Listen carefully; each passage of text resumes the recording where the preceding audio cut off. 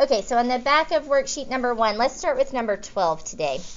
Okay, what I like to do with ellipse puzzle problems is start by drawing them. So I'm going to draw the information that they've given me. So on number 12, they've told me that I have foci at 6, 2, and at negative 2, 2. Okay, I'm going to go ahead and label those with a little f, a focus and a focus. By the way, the word foci is the plural form of the word focus. I'm not sure if I mentioned that yesterday. Okay, so really what we're talking about here is a focus, but there's more than one of them. There's 2 of them. Okay, so by giving me that, they've actually given me 3 pieces of information. First, they've told me that my major axis is going left and right because we always graph our foci on the major axis. Okay, we always graph our foci on the major axis. So I know this ellipse is going more left and right than it is up and down. Okay, so that's kind of the first thing it tells me. The second thing it tells me is where my center point is. Okay, so the center point is literally going to be in the center of all of that. Okay, so it's going to be in the middle. Okay, so if I know that these foci are 8 apart, then my center point is going to be 4 from one of them. And it doesn't matter which one you count from. So I'm going to count 4. 1, 2, 3, 4. And this right here is going to be my center point. So I'm going to put a little C on that for center.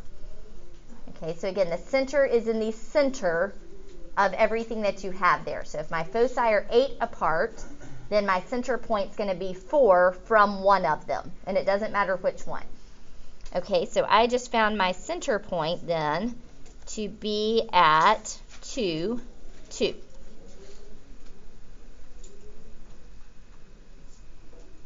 Okay, the last thing it's told me by giving me the foci is the distance from the center to one focus. Okay, so we just said that that is 4, and that's going to be my C value. Okay, so when we talk about the foci, and we talk about this formula where C squared is equal to A squared minus B squared, I already know my C value is 4, because C is the distance from the center to one focus. Okay, so let's start setting up my equation. So my formula for my hyperbola is x minus h squared over something. Sorry, ellipse. Gotta switch my brain back and forth today. Whoops. And y minus k squared over something, and that is equal to 1. Okay, so an ellipse always has a plus sign and is always equal to 1. And I got my h from here, and I got my k from here. Okay, so by giving me 2 foci, it gave me all 3 of those pieces of information. Okay, we're going left and right, bigger than up and down. I found my center point, and I knew my C value. Okay, the next piece of information that they have given me is the length of my major axis. Okay, so my whole major axis from this vertex right here all the way over to this vertex right here is a value of 10. Okay, so that whole thing right there, they're telling me is 10. So the distance from the center point to one vertex right here is going to be 5. Okay, so the major one is the bigger one. The whole length is 10. So from the center to one side is going to be 5. Okay, I did that left and right, so I'm going to put a squared under x. Okay, because I went left and right, I put a squared underneath x. And again, I knew to go left and right because my foci were going left and right. Okay, so now I want to find b squared, and I'm going to do that using this formula here. So I know c squared is 16. I know a squared is 25, and I'm trying to find b squared. Okay, I'm going to bring my b squared over to the left, so it will be positive. And then I'm going to subtract over my 16, which will give me 9. So b squared is 9. I didn't need to find b. I just needed to find b squared there. That was plenty of information. Okay, any questions on that? Okay, let me give you just a minute, and you try number 13. Try number 13, see if you can figure it out.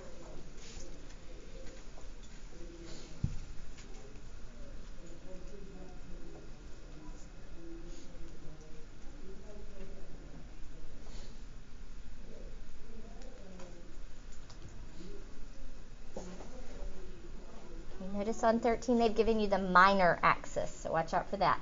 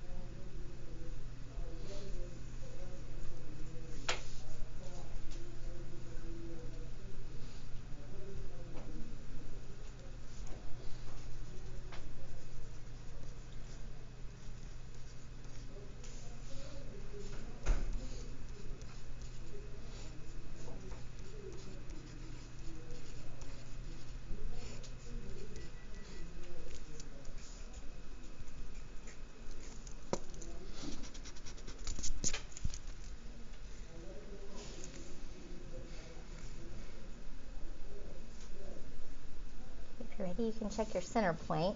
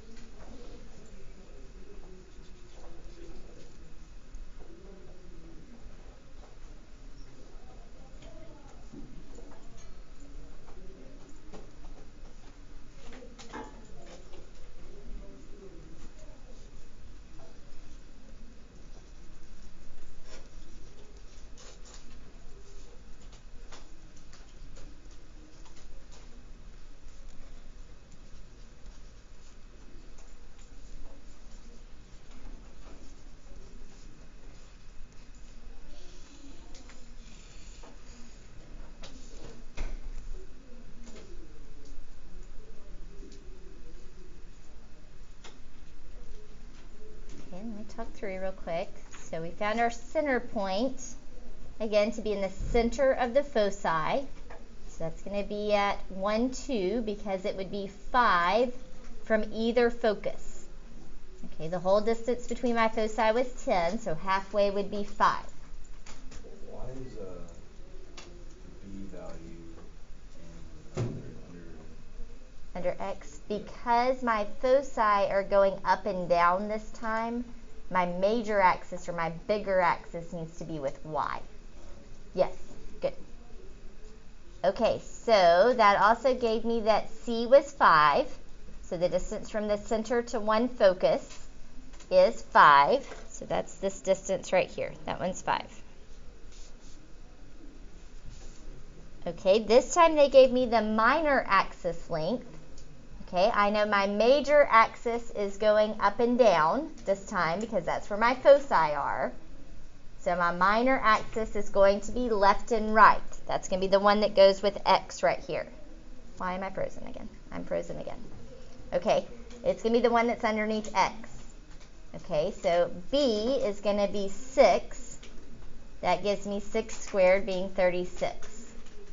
Okay, so my minor axis was left and right this time because my foci are going up and down.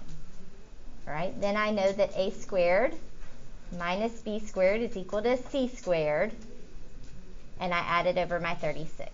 It gave me 61 is a squared, which again had to be under y because my major axis is going up and down. Okay, that one was a little harder because it gave you the up and downness, but it also only gave you the minor axis, so watch out for that. Okay, questions on that one? Let's see if fixing my autofocus will help. It does not. This thing is frozen all day long. Yep. Oh well. Okay, hang on.